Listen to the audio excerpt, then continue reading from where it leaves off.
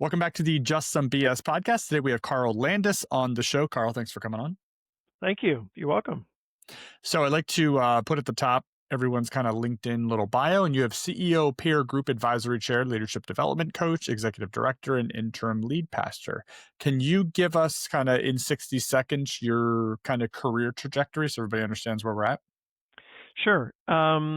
The first, my career trajectory has two main pieces to it. The Mm. first is in the business world. I went through graduate school the first time in the social sciences, and so worked in uh, ended up doing project management for large Nice. data collection projects and that kind of thing. So learned a lot of business skills, managing people, projects, budgets, and that kind of thing. Second chapter of my working life was after graduate school the second time, where I went into church ministry. So the first time I went through graduate school in sociology, the second time in theology. I have a theology degree. And so the last chapter, well, the following chapter then was in Christian ministry, leadership development, and pastoral ministry. And then the current chapter, which is just kind of unfolding, is the one I think we're going to talk about today. So, You must be very well versed in people. You kind of cover yeah, the gamut. actually, yeah. Well, yeah, I grew up out when I was a kid. We lived in Central America, and so I think I have this lifelong puzzle meant about how people are different from each other and why, and Oh. yeah, how it works. So how Do you people feel work, that I guess. early on you had probably a very interesting early on perspective living in a different country, um, which may have been normal to you then. I don't know how long you were living there, but do you think that perspective and the way you grew up made a huge difference in your approach to people? Oh, absolutely. Because my family was an American family. We were living in Central America. We moved there when I was just turning 6 years old and came back when I was turning 12 years old. Mm. And so I think, a lot of those formative years, I was meeting people from different cultural settings, um, and then had the experience of trying to figure out what it meant to be. You've probably heard the term third culture kid, what it means to feel like you're immersed in one culture, but you're not fully part of either one. And so you're kind of in this middle ground between two cultures where you feel like you're part of each one, but both of those people who are native to those cultures don't feel like you fully belong in either one. So, yeah, I think that's impacted my perspective on people throughout my life. How tough was the transition going? I'm assuming you moved back to America at the age of Yeah, 12. yes, we did. How was that Yeah. transition? Um, it was difficult. I mean, I left friends behind, but when you're a kid, you're pretty resilient. I will say, I felt like it was challenging just because the rhythms were entirely different, and all of what I knew Mm. about the U.S. when we lived in Central America was sort of secondhand based on news headlines, and it was in the late '60s, early '70s. So one of my first surprises when we came back to the U.S. was I expected the place to be physically dark, like under a storm cloud, because all the news headlines were about social unrest and the war and drugs and all that stuff. And I really did as a child, that emotionally, that's kind of what I pictured was this dark country, and I had no desire to live where it was always dark. Um, so it was an adjustment. Well, it was a delightful adjustment to see that the sun shines here, and that kind of thing. But left friends behind. I will say though, later on when I was in high school, I met peers whose family who made that transition in their teen years, middle teen years, and I would say that it was far more difficult for them because of the life stage. And I was grateful that we made that. I made that adjustment when I was 12, 13 years old, not when I was 16, 17 years old and in high school. I think your comment about news perspective is very timely in the world we live in, Yeah. that it's not always what we're perceived it is in all of these other arenas. Um, that's so interesting that you're planning on living in a dark, Yeah. dreary, Yeah. ridden place and you get there and it's not much different than probably what you were used to. Yeah. Exactly. Exactly. It was a Mm. nice surprise. Yeah, that's cool. Yep. Most people wouldn't expect ministry and executive coaching to blend, but you've lived both. Where do those worlds meet in your work? in with Christian CEOs? Um, yeah, I would say that part of what drew me to executive coaching was the realization that I had kind of moved toward that approach in managing people over the last number of years of my work. So, um, in my Christian ministry segment of my work life, I spent about 7 years doing leadership development work with leaders mostly in congregational settings, pastors and lay leaders in different congregations. And then working in a congregation myself for another period of time. I ended up using a tool in staff reviews, performance reviews, that was actually titled catalytic coaching, Hmm. and used that for 10 or 12 years in managing staff. Just felt like it was a much um, it was a way of managing people that fit who I am and what my values are much better. To be asking people, who are you? What do you want to do? Where do you want to go? And how is what you're doing in this work environment, this work situation, lining up with that? And how is it helping you to grow in ways that you want to grow? And what's missing? Like, how could we help to supplement that? So, really coming alongside people and learning to ask good questions and listen to what they were saying. And so that feels to me like just a general. Well, the other thing that happened in those years was that my kids moved into young adulthood, and so I moved from more of a directive season of parenting into more of a coaching season of parenting, where, as they move into young adulthood, quickly realizing that it's much healthier for everybody concerned if I'm asking questions and listening a lot and offering my perspective, but not trying to make the decisions for people and not assuming that I know everything that needs to be known. So I would say that those things kind of, when I found out that there was such a thing called executive coaching, it just made a lot of sense to me as a way to relate to people and to help them make decisions, help them grow, and that kind of thing. Was the word usage with those reviews around, like, being a catalyst for their potential? Is that kinda what your mind frame was with that? Is that what you mean? Yeah, I think so. Being a coach and helping to point out things that they might not have been aware of, Mm, helping them to identify resources that might be helpful to them or growth opportunities. Um, and yeah, I think that was the idea of the catalytic descriptor for that model. yeah. So, I That's mean, the way it interesting. works, the way that framework works is that each of us filled out a form. They would fill out a form that listed their accomplishments in the last year, um, things that they had trouble with, that they struggled with, and then there was a section about that said something like, "What do you want to be when you grow up?" or "What do you want to be in the next, where do you see yourself 5 years from now?" Yep. And then I would fill out one as the supervisor that listed the things that I saw as their strengths, and then areas that I saw potential improvement. And then development suggestions, ideas that I had based on my knowledge of who they are and what they were hoping for, that would help them to grow. And I always told people that my goal with a performance review was that there wouldn't be any surprises to them in that conversation, that enough of what I wanted to say to them, either encouragement or challenge or criticism, that all of that would come out in the flow of our working together. And so that when we had a performance review, it was really a chance to sit down and have a focused conversation that kind of summarizes the things that we've already talked about. And I mean, I might add some nuances, or it might be a more focused conversation. But my goal was for there not to be any gotchas in that conversation, because Mm. when I was in the other side of that conversation, I just hated it when it was a sort of a gotcha conversation. Um, Does this surprise you how many people don't take performance reviews as serious as they should in leadership?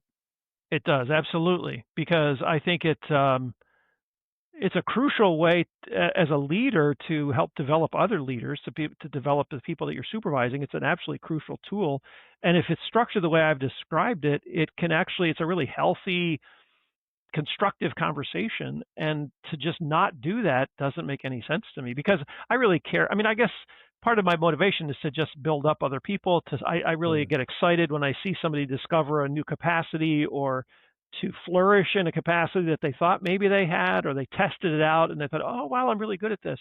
I was just thrilled to see that. and to to be able to be a part of that. And then to on the other side of it, people who hate performance reviews because they don't want to receive them, I think it's also a missed opportunity. Now I realize you can be, if you're reporting to somebody who's nasty about it, that can be unpleasant. But in the best in the framework that I'm talking about, if you don't receive that kind of review, again, you're missing out on an opportunity for personal growth and getting some outside perspective on who you are and how you're functioning in your role and where you might grow. Yeah, I like that a lot.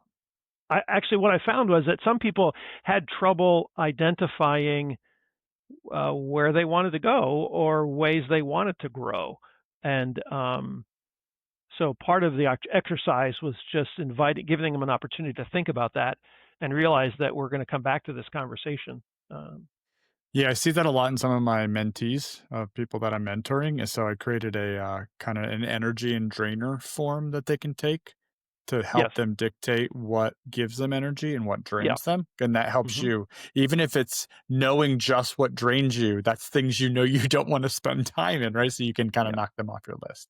Yeah. Yeah.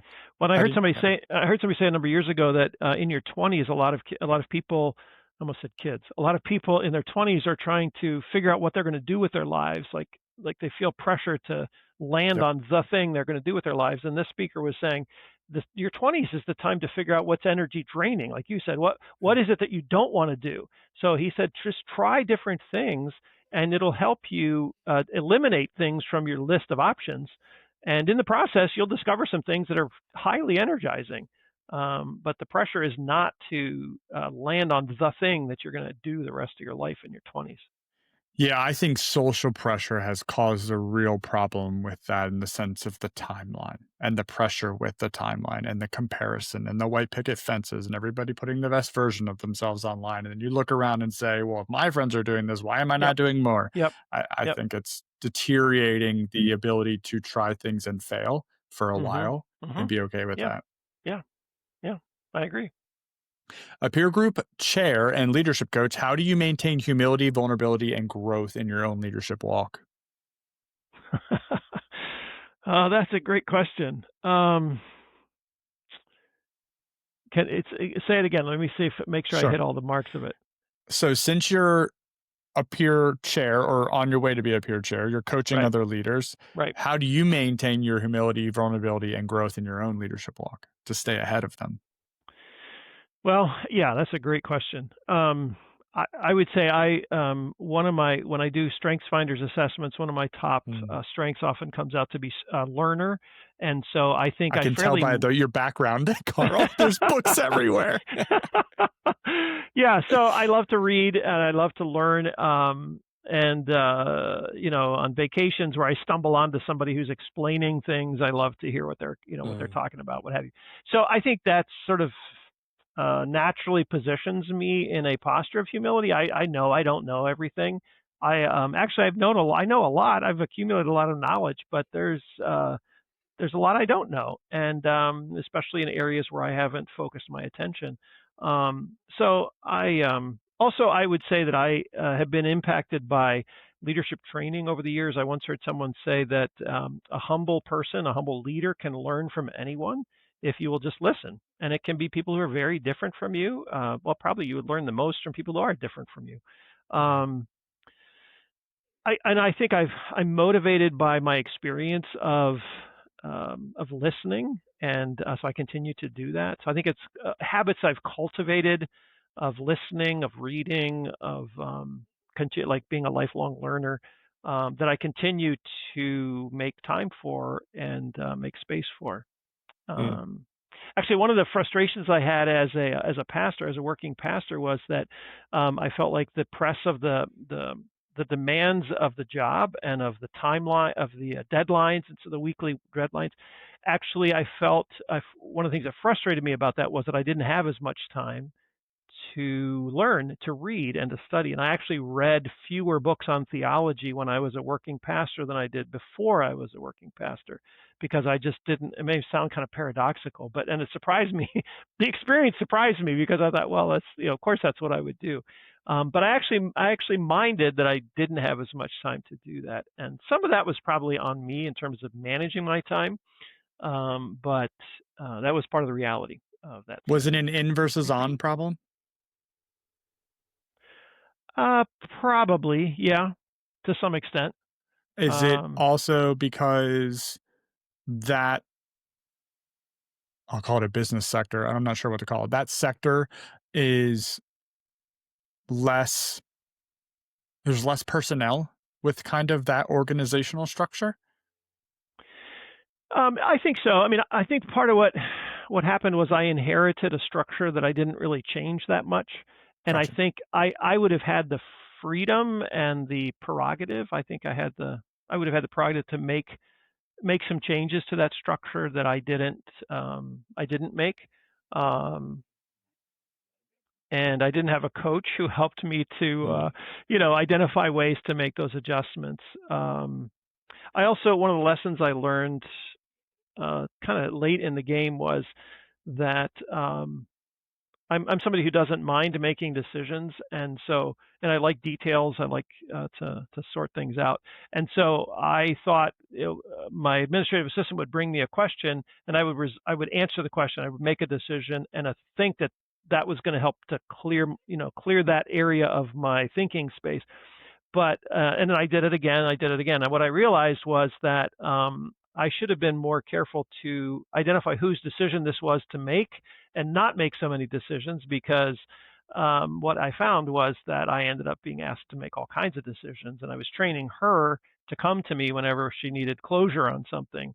And I think I just kind of got caught in that, and I didn't mm, extricate myself from it yeah, as soon as in retrospect, as soon as I could have, should have, would have, whatever, would have liked yeah. to. That was clearer to me in retrospect when I stepped away from it than it was in the moment. And I think probably because, as you said, I was in the business and I wasn't stepping back to be working on the business. I mean, it wasn't a complete bust No. because I did some on stepping back and looking at it, but in the main, I think the balance was off, and in the Mm. end, I think it kind of wore me. I was pretty tired, and it kind of wore me down.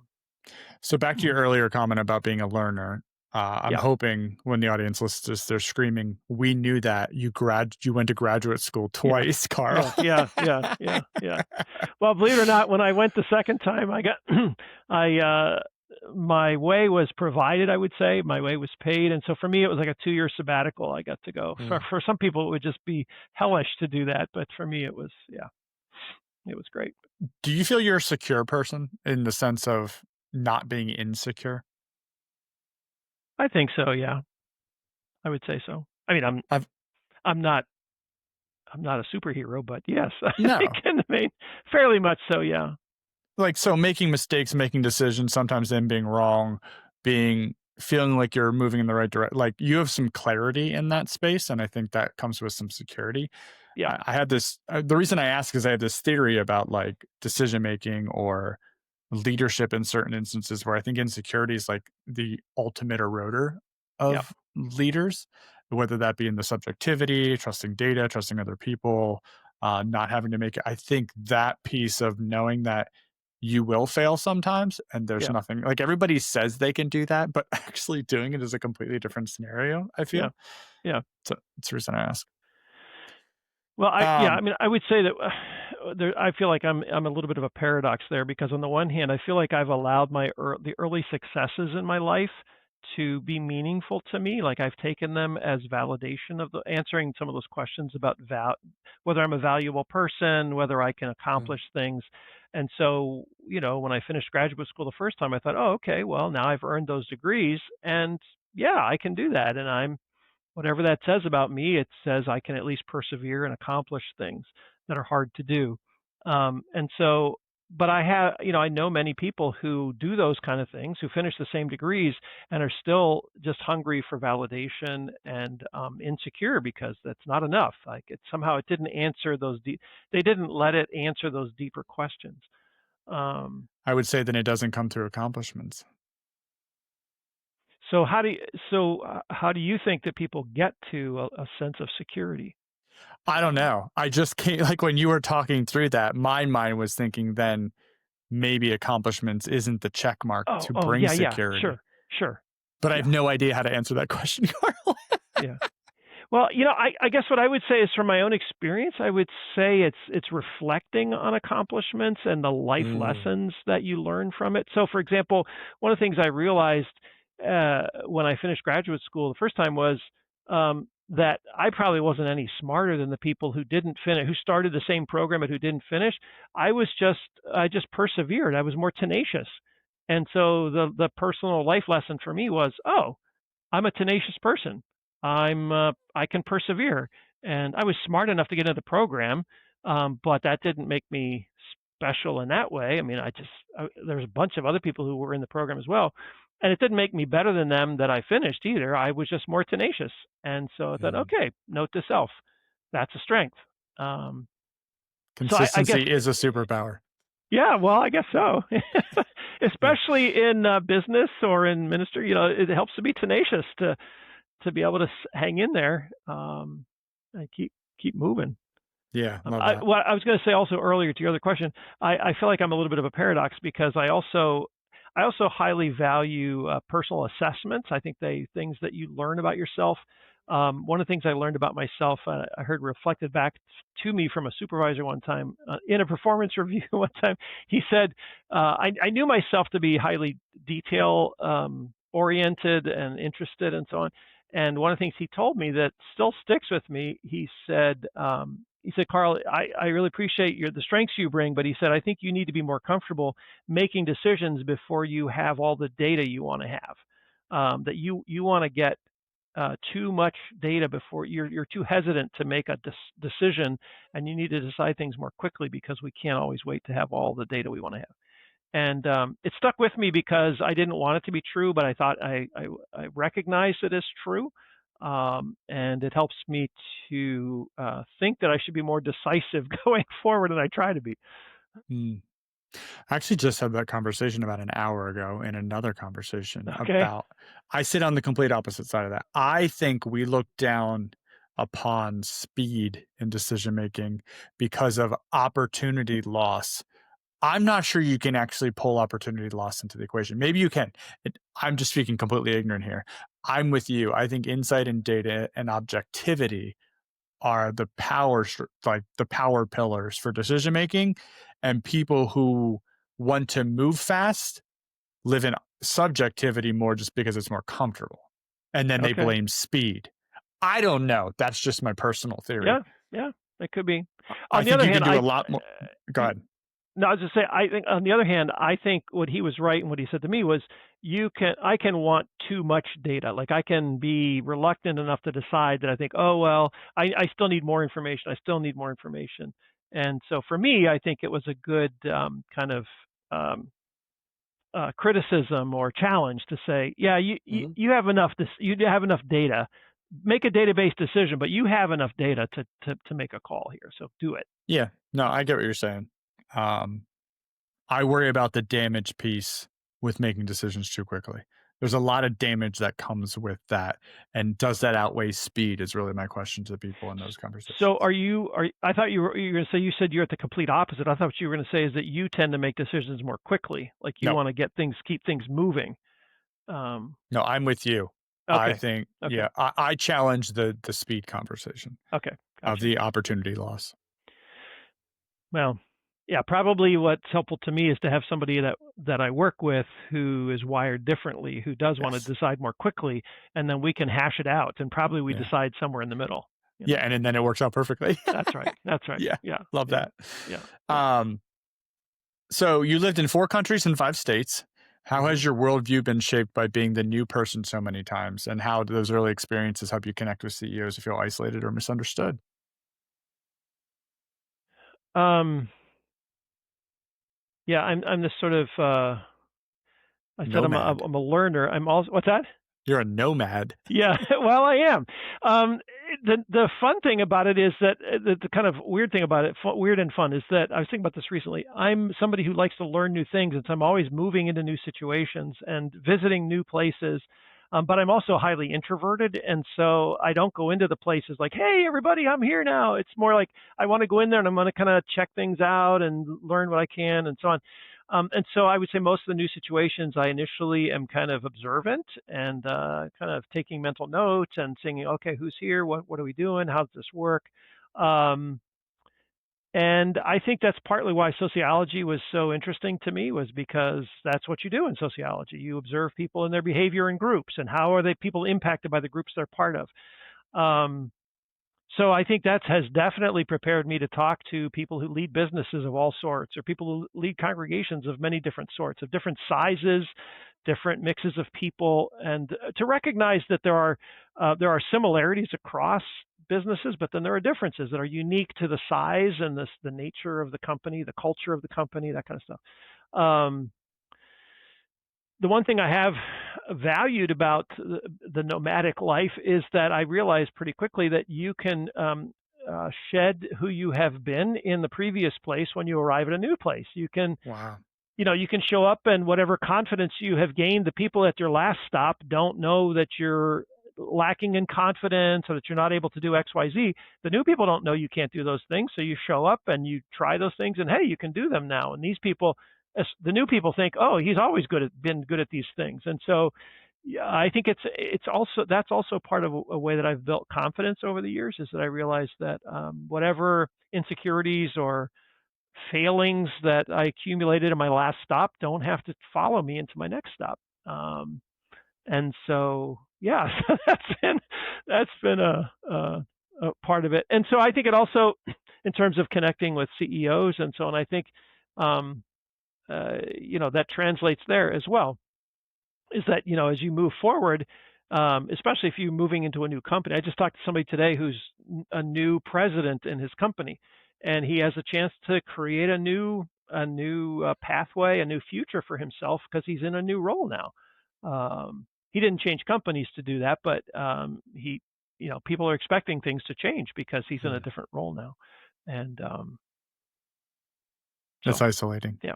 Yeah. Yeah. Can be. That's right. Okay. Well, that's actually what he told me. He said the main challenge that he's facing is isolation. The main reason he wanted to talk to me about a peer group was that he's now managing people who used to be his peers in the company, and he feels it. He said my relationships are so strong, they've changed. They've Yeah, it's changed. the hardest step. I think it's the hardest Yeah. step for frontline supervisors. Your first Yeah. leadership role, realizing that your friends, Yep. you have to hold them accountable now, and how they handle that is Yeah. tough. Well, and what does it mean to still be their friend, but to also now be their supervisor? Um, yeah. Yeah. And I think in the workplace, maybe that's a little easier because people understand that you're in a role, but it's challenging if those folks have really become your out of work best friends. In addition to being friends at work, but if you've also become close to them as friends outside of work, that gets really complicated. When you're walking into a new situation, you said you're a bit introverted or isolated, kind of surveying the situation. Do you ever get misdiagnosed as like being upset or quiet or irritated? Sure, yes. I've had people tell me I'm arrogant, which I don't. Dude, you are my spirit animal. I literally ask that question because it happens to me all the time. And I'm never angry. It's just like you're taking note. Like I'm almost Yeah, mentally evaluating the situation. yeah, yeah. Yeah, it does happen. Although I think at this point, in adult life, people don't usually come up to me with that kind of accusation. They probably just kind of move away from me, or it takes longer to You're get the things only one in warmed the up. corner. Yeah, that's right. That's right. I mean, kids used to do that when I was younger. People in high school, people will say anything to you, but I think people are too polite to actually say those things now. So so knowing that, I've become much more deliberate when I move into a new situation, and how do I say this? Isn't quite the way I'd say, but I want to make a good impression. Like I don't want Sure. people to wonder what I'm thinking. I will speak sooner than I prefer to. Yes. Uh, You're in a overcompensating. That's right. I'll overcompensate, and I will say things that are positive or constructive, encouraging, to let the person know, hey, I'm not over here critiquing you. I'm not, Mm. um, I'm not thinking you're a terrible person. I'm just anyway, to give them a window into what I'm saying, or what I'm thinking, because I know that if I don't do that, um, yeah, it can give an impression that I am critiquing or that I'm evaluating or something. Yeah, that's really helpful. I still struggle with that quite a bit.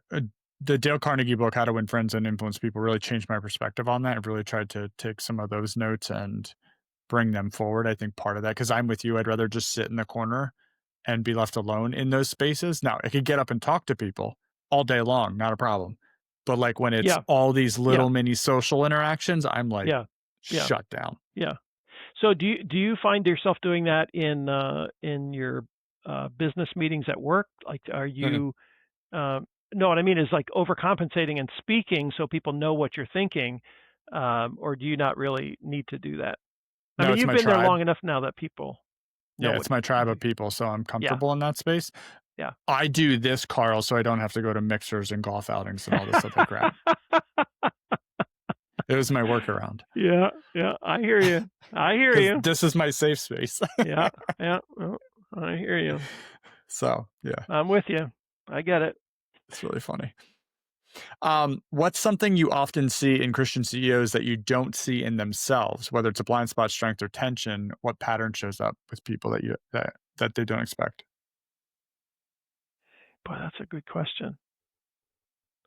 What do I see in them that they don't see in themselves? Yeah, is there any pattern you come across if you're leadership coaching a couple people and you're like, oh, that's interesting? Yeah. Um, I don't know if this is unique to them. I think this isn't necessarily specific to Christians, but I think quite a number of them, ironically enough, are not don't don't challenge people as soon as they ought to or could. Um, Mm. People who have a stereotype of Christians as nasty, harsh people might be surprised at that, but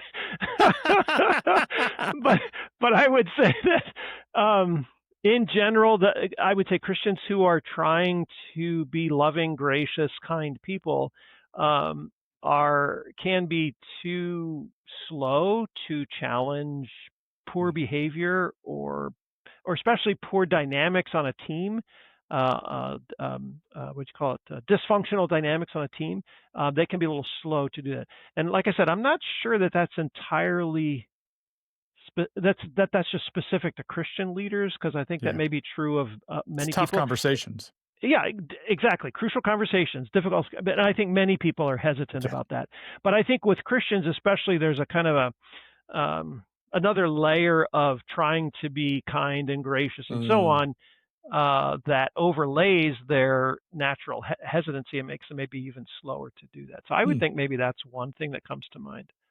That's Um, interesting. I had one of my friends, JJ, who's an Amish. They build barn dominiums, and he owns like a Amish, and they build barn dominiums all over Lancashire, York County, Maryland, everything. And he mentioned about the Amish community. I said, what's really different about something that I wouldn't understand about running, an Amish-based company versus, right, right. and most of their workers just want to be workers because it's what they're really good at. He struggles finding leaders in those groups because Hmm. stepping up, holding people accountable, those types of things, some of the similar things Yep, you're talking about is yep, very difficult for them. yep, yep. I was like, well, that's fascinating. I wanted to Well, follow and the that. Amish have a particular value on nobody rising too high above his or Yes. her peers. That's a prominent value with them that isn't necessarily as true for all Christian groups. Yeah. Um, it Yep. probably would be better if it were true for more Christian groups than it is, but Let's go, Carl. but it's still a very clear goal or a value for Amish Yeah. communities that isn't as true for other. Yeah. Love that. I will say, and this is beyond what you're asking. I would say also is a tendency, I think, and one of the faults I think that I see in Christian leaders is that once Christians decide to take action, sometimes because they're tuned into, I guess I would say, a clear sense of right and wrong. If they feel like they're in the right, they can be harsh or too harsh Or with tunneled. people. Yeah, because because they think they're right and the other person's wrong. And Yeah. I think Christians can sometimes have a more kind of a rigid, hard edge to them with people than you might expect. And I've both seen it and been on the receiving end of it, I would say. Mm. Um, well, and I probably, I'm talking like I've never done it myself. I think there are probably people who'd say I've behaved that way. When I was convinced that a particular course of action was necessary or right in a certain sense, then I'm pretty stubborn about it, and I think some people might feel like that was harsh or rigid. Um, Yeah. I love that example because I think people sometimes forget life is so complex. Even if you are 99% sure, yep, life is so complex for both parties that, yep, there's just a lot of baggage there. yep, yep.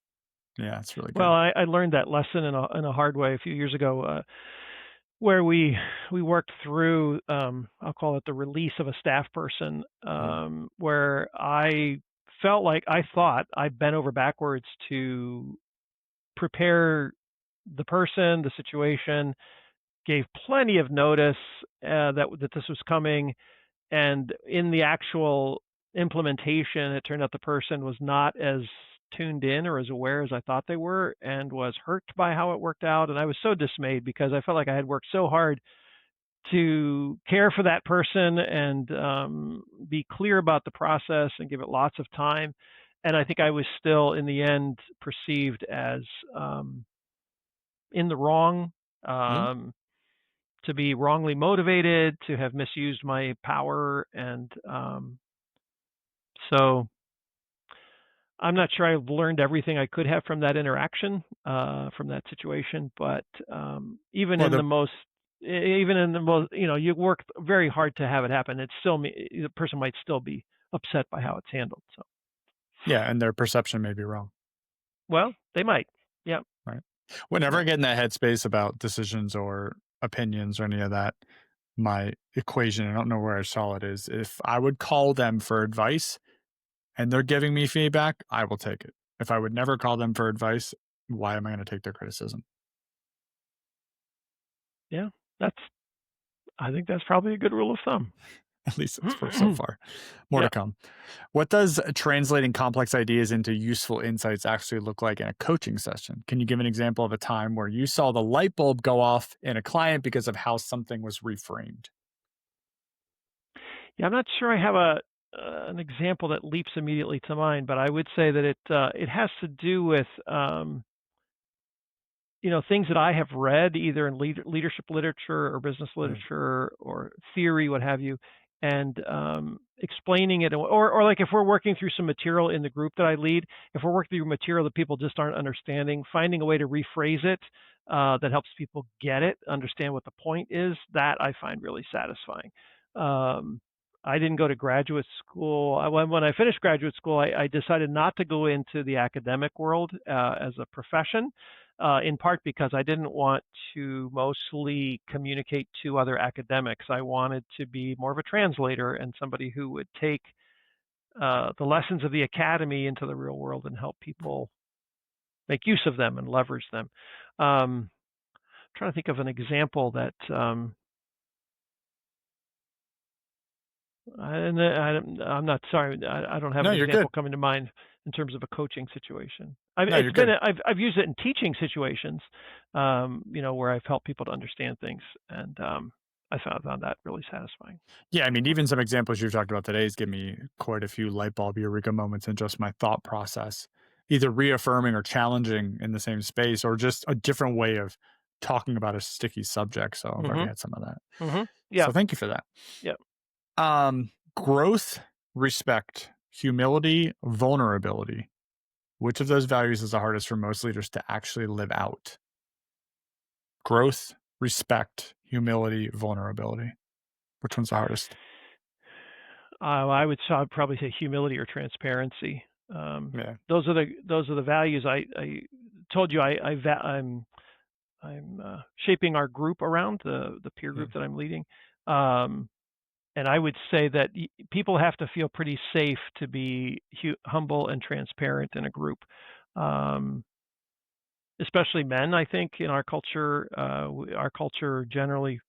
what generally speaking, in the U.S., men are not expected to be transparent or vulnerable, and so being in a peer group where that's one of the values of the group takes a little time for it to develop, and I think it has to be modeled by the leader of the group, and anyone else who's leading is seen as a leader in the group. And so usually when I invite the group to do an exercise that involves any kind of vulnerability, I generally try to speak first, because I've learned that the well, the first person to speak when there's an exercise that might involve some vulnerability will set a kind of a bar or standard for the Mm. level of vulnerability that you're likely to see in the group. And then secondly, whatever level of vulnerability people perceive the leader to be modeling will also set a standard. And so I try to speak first as the leader of the group, and I try to be as transparent or as vulnerable or as humble as I expect other people, or as I'm hoping other people will be. And then they don't have to be, match me necessarily, but I've at least given them permission to do that. And my hope is that as the group meets, together in a repeated fashion over a period of time, that would continue to deepen and grow.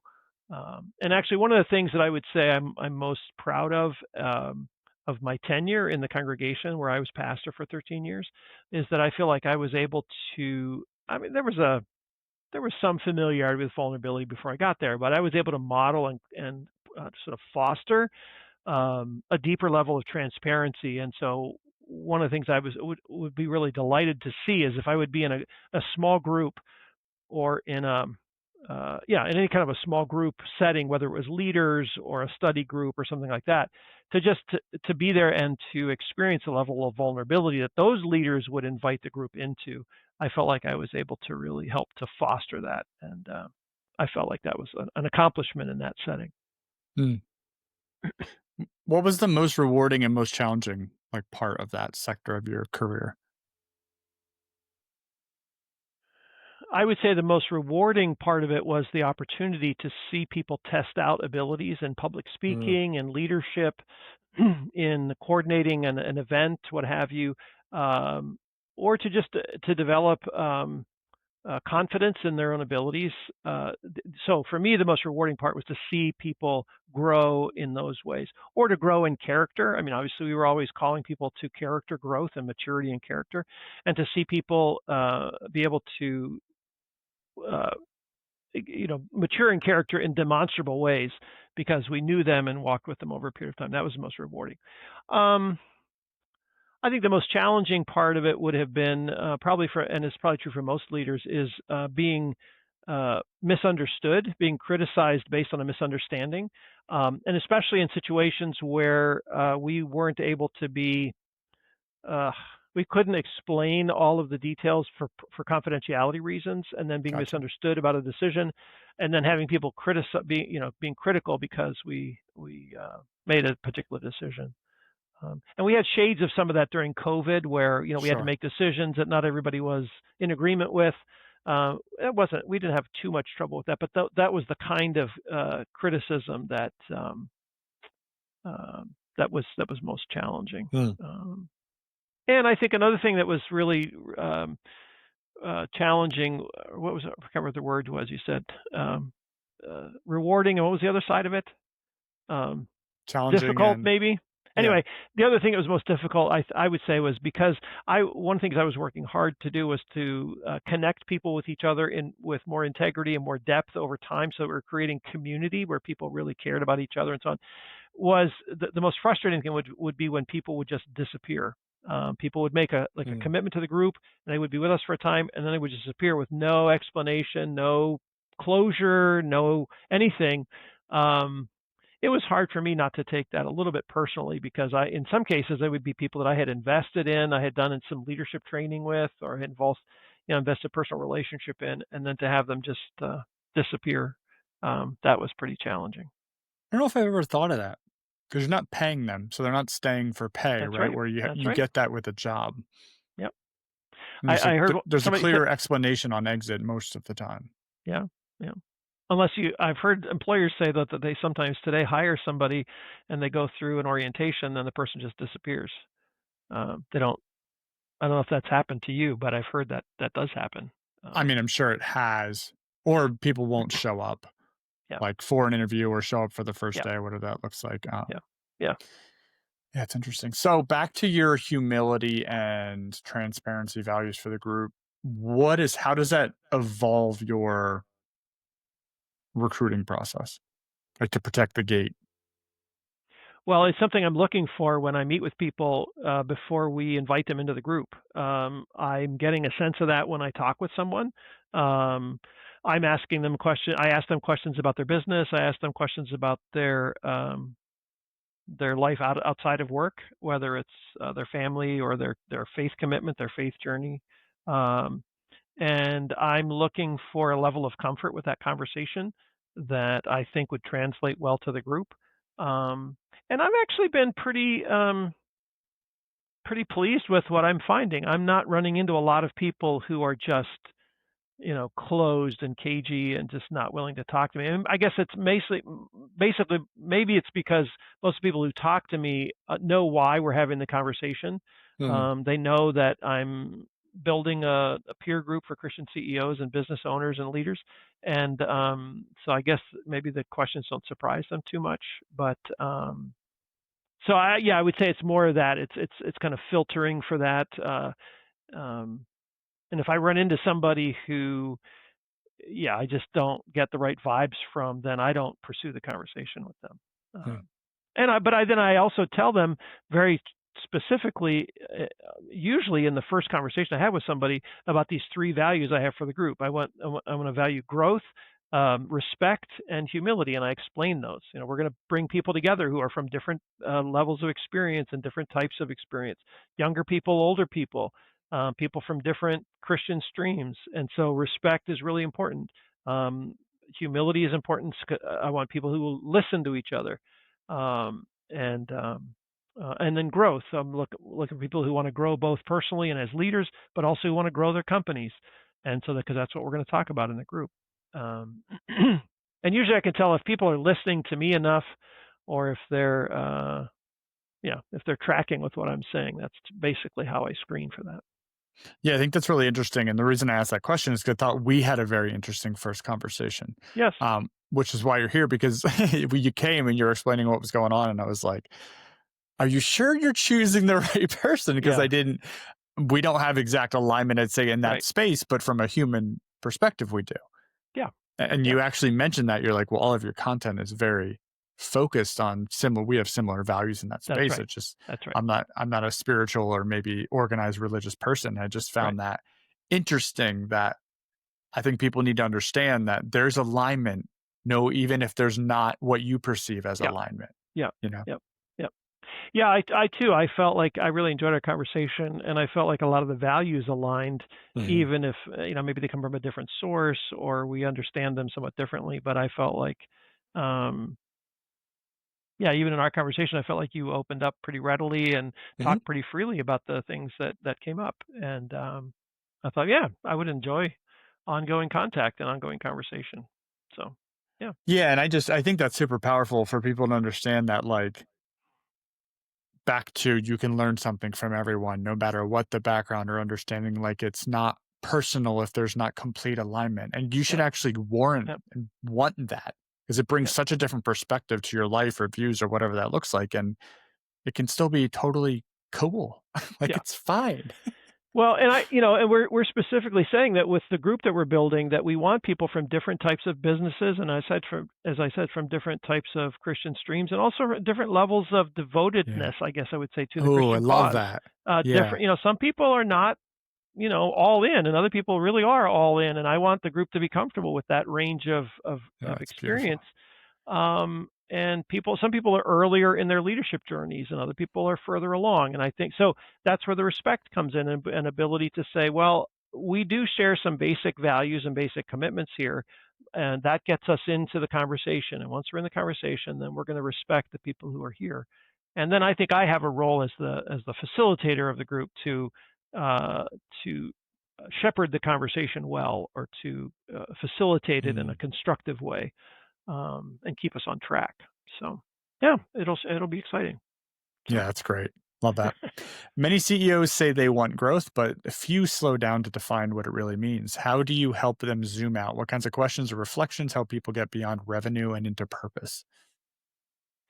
Well, one of the questions that I think is really helpful along those lines is to ask people where they want to be in the future. At some point in the future, where do you want to be a year from now? Where do you want to be 3 years from now? And just a very simple conversation is to then say, well, it's simple, but not easy. I guess I say is to say, okay, well then what barriers are there Mm. between where you are now and where you want to be?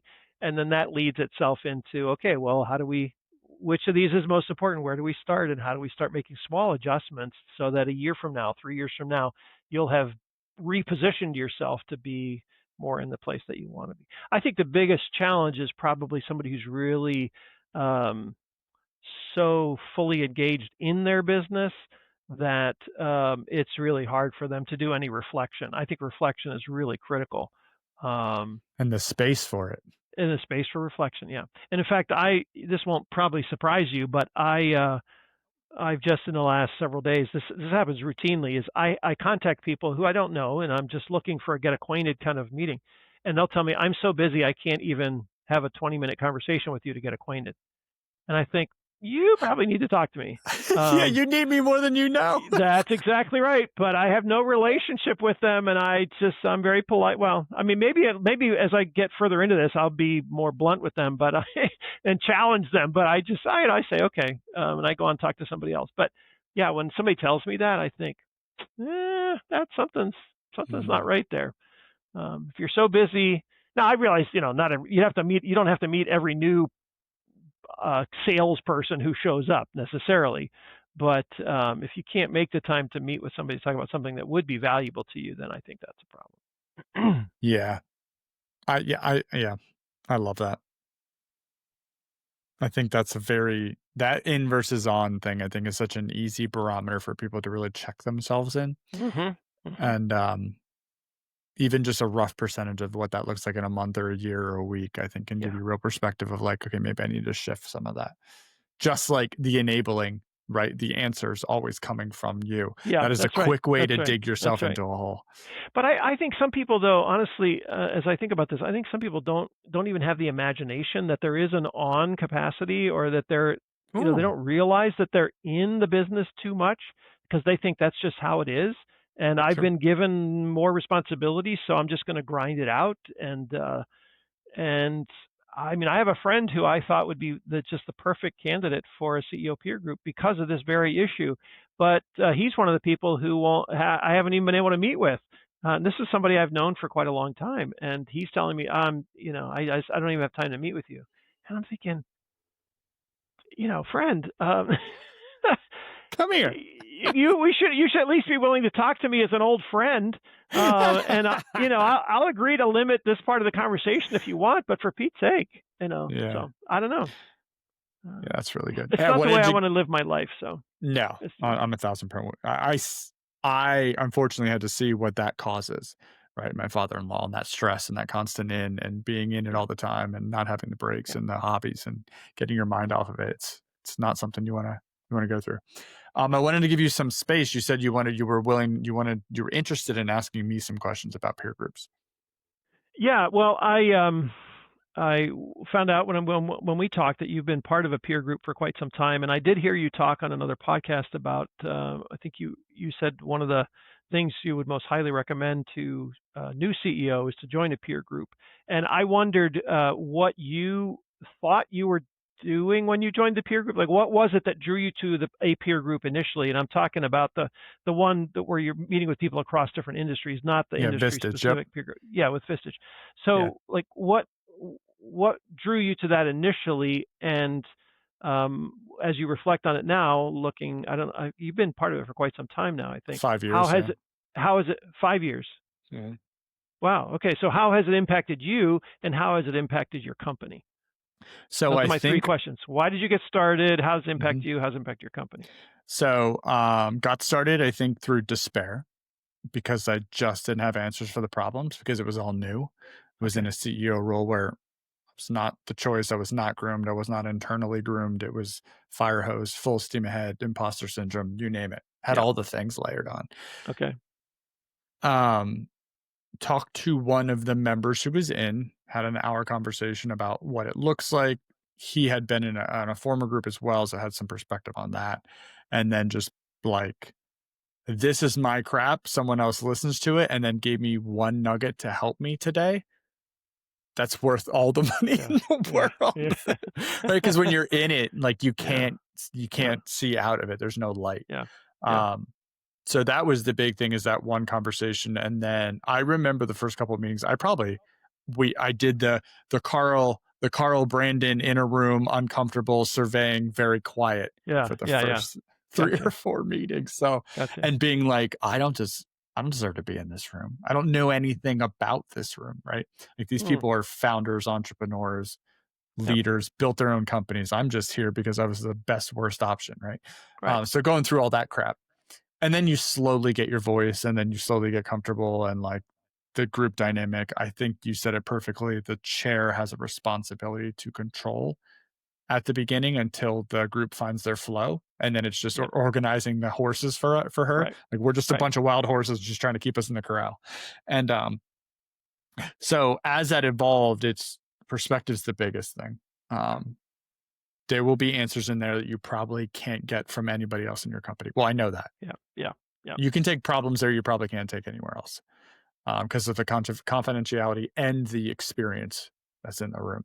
Mhm. And even if Mhm. it's not answers, sometimes it's just different questions that realize that you're in your head about something that's actually not the thing that's in your head. Yep. It's Yep. hiding itself. Yep. So yeah, it's just perspective around all that. And then just friendships of going through the hard stuff together, or having the ability to help other people through their hard stuff, I think is Mhm. super rewarding as well. Yeah.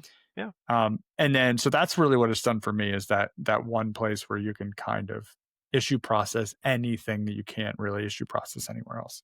And Mhm. then for the business, it's growth. It's all the decisions that have been made either as a group, or the bringing ideas back, changes in philosophy or process, asking, not going down as many pitfalls as we needed to, being healthier faster, growing faster, process improvement faster, Mhm. and then Mhm. resources. Mhm. Oh, hey, I have a person who's good at that. Oh, hey, I have a Yeah. person who's good Yeah. at that, right? So Yeah. another reason I do Yeah. the podcast is there's so many times that I'm employing people from the podcast to solve a problem at the company, just because I Mhm. didn't know those people existed, Mhm. Mhm. right? So Mhm. it's all, Yeah. that's what it is. It's those connections, those human connections beyond, um, and then the perspective you get as a leader.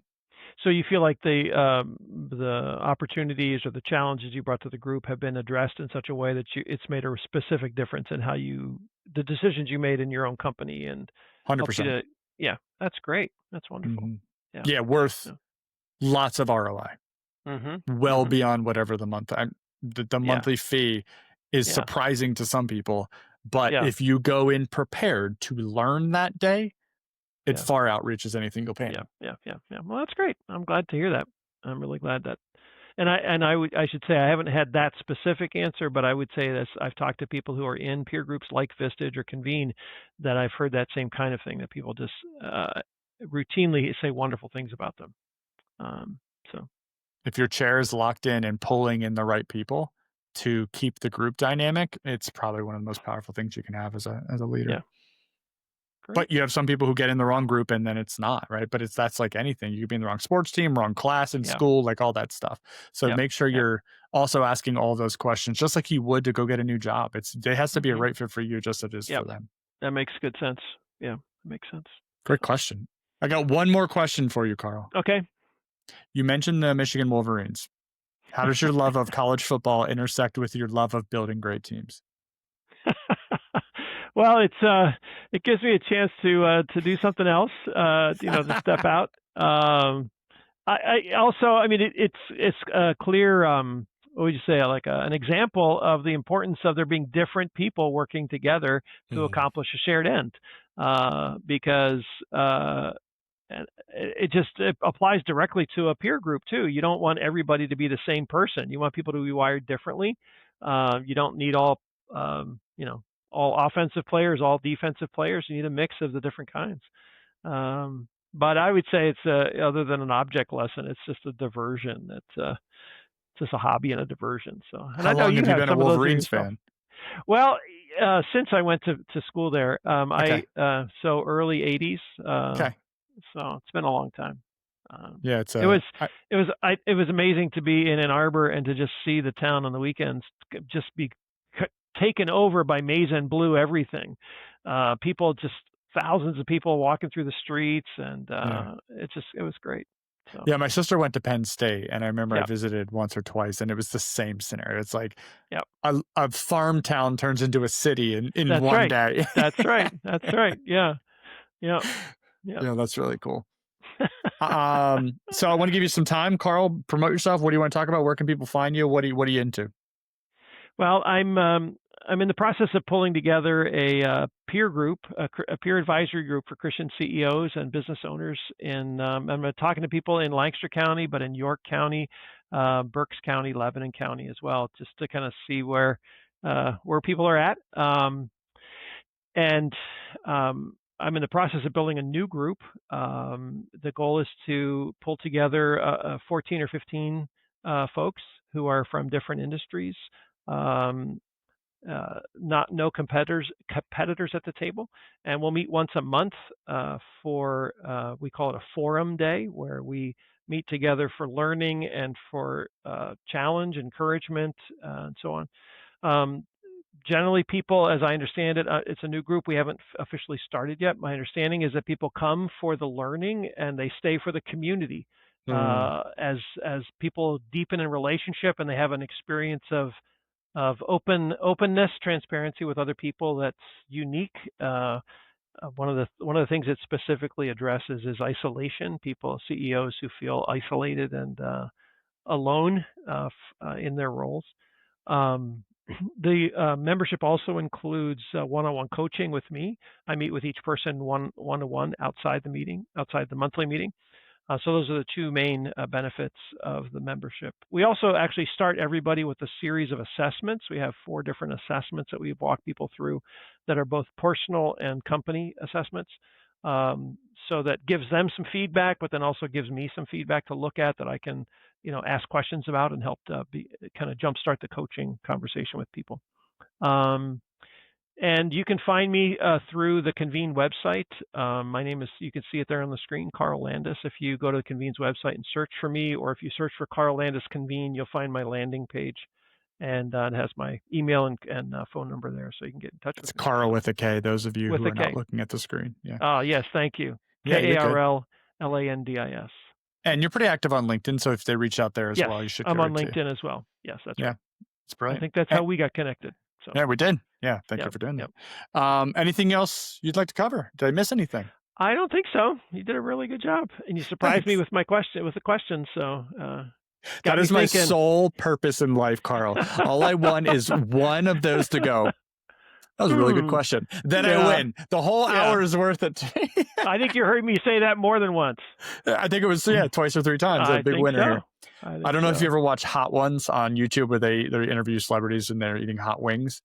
No. But like their questions are usually like deep cuts. They're amazing questions. Whoever does the research for them, and like every time they get, how did you know that? You can see Yeah, like yeah, the yeah, guy yeah. interviewing is just like glowing because he knows it was an absolute banger. So You that's where I got got him. that idea from. I was like, so good. That's great. Hey, well, thank you for this opportunity. It's good to talk with you again as well, and just have this conversation with you. And yeah, I was impressed with what you've done as a reluctant CEO, and Well yeah, played. yeah. So Well, no, well, yeah. great conversation. Thank you for coming on. And we'll say goodbye to the audience, and I'll talk to you here in 1 second. All We'll right, catch very good. everybody else on the next one. Thanks, everyone.